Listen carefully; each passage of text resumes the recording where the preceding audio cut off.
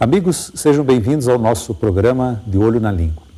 Nos últimos programas, nós temos discutido com vocês alguns aspectos da realidade social do português no Brasil. Mostramos como há uma grande linha social que separa as variedades populares das chamadas variedades do português culto. Mostramos que essa divisão sociolinguística do nosso país tem suas raízes no modo como historicamente se configurou a sociedade brasileira, marcada desde o período colonial por profundas divisões sociais. Mostramos também que essa linha divisória, essa linha sociolinguística, ela está vagarosamente se diluindo. Ou seja, há claramente um processo de aproximação das variedades populares e das variedades cultas do português brasileiro.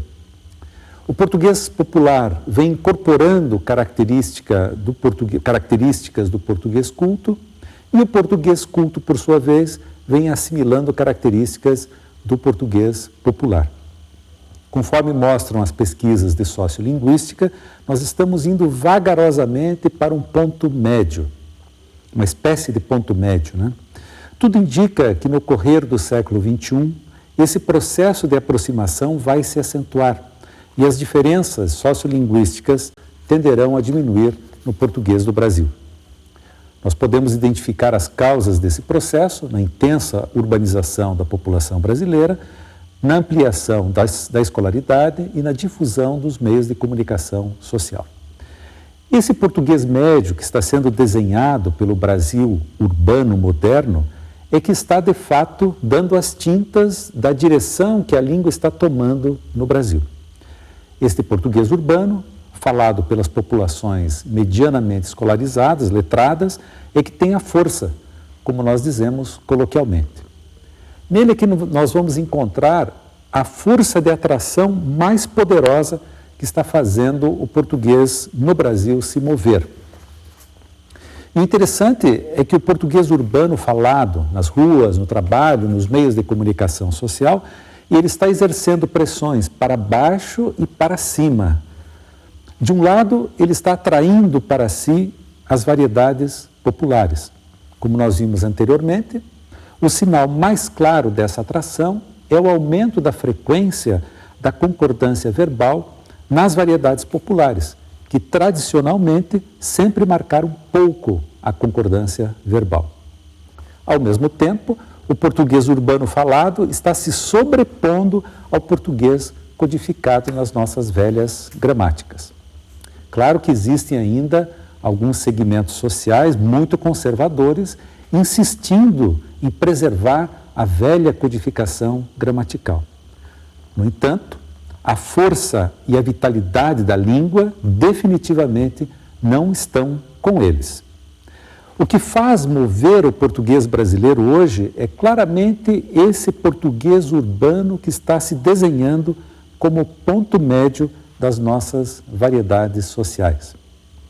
Fenômenos típicos do português urbano falado vêm tomando conta do português mais formal, deixando a codificação gramatical tradicional cada vez mais anacrônica. Exemplos aqui podem ser trazidos da regência verbal. Verbos como assistir, obedecer, aspirar, codificados na velha gramática como exigindo a preposição a, como regendo a preposição a, assistir ao jogo, obedecer ao regulamento, aspirar ao cargo de prefeito, perderam essa exigência no português urbano moderno. Ou seja, deixaram de ser verbos transitivos indiretos e são hoje verbos transitivos diretos. Já ocorrem dessa maneira na escrita e é assim que estão registrados hoje no nosso melhor dicionário, que é o Dicionário Wise da língua portuguesa. Mas o exemplo mais interessante, talvez, seja o uso da expressão agente.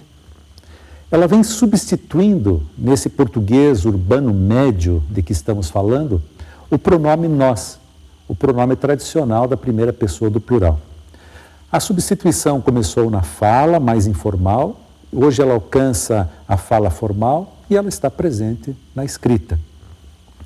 Por isso, já não se pode dizer, como alguns gramáticos diziam até recentemente, que a expressão agente é de uso apenas coloquial. Ela já tomou de assalto até mesmo o português mais formal. As pesquisas de uso da língua no Brasil têm mostrado a presença avassaladora da expressão agente no lugar de nós. Só para vocês terem uma ideia, pesquisas sociolinguísticas recentes mostram que a expressão agente chega a ocorrer em 75% dos casos. Por isso, vários estudiosos estão propondo que a expressão agente seja considerada já como um novo pronome pessoal. Agente é o novo pronome pessoal de primeira pessoa do plural. É isso que encontramos, por exemplo, no Guia de Uso do Português, organizado pela professora Maria Helena de Moura Neves e publicado pela editora da Unesp, em São Paulo, em 2003. Esse guia resulta de um estudo detalhado da língua escrita no Brasil nos últimos 50 anos. É um guia muito útil para quem quer saber como está funcionando, de fato, a língua escrita no nosso país. A professora Maria Helena de Moura Neves registra exemplos muito interessantes com a expressão agente. Exemplos que reforçam a tese de que estamos frente ao novo pronome pessoal. Interessante observar, por exemplo, a ocorrência de agente em sentenças como: quando eles nos viram, a gente já estava em cima, em que aparece o pronome nos com a expressão agente. Ou, lá a gente pode ter a nossa casa e as nossas riquezas, em que a expressão agente ocorre junto com os possessivos nosso e nossa.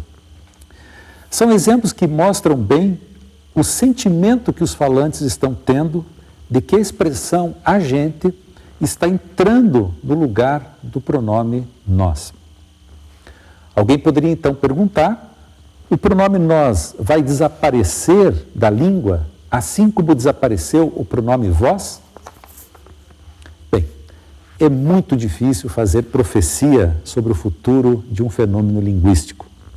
As variáveis que podem interferir nos caminhos históricos de uma língua são inúmeras e são incontroláveis. No entanto, nós podemos analisar tendências, e elas hoje nos indicam claramente que o pronome nós está perdendo terreno no português brasileiro moderno. O que vai acontecer com ele, ainda não sabemos. É possível que ele acabe ficando restrito à escrita, mas é possível também que num futuro mais remoto ele desapareça completamente do uso corrente da língua, sendo substituído pela expressão agente. Voltaremos a esse tema nos nossos próximos programas.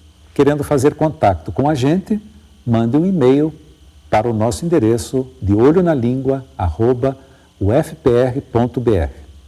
Obrigado por hoje e até a próxima.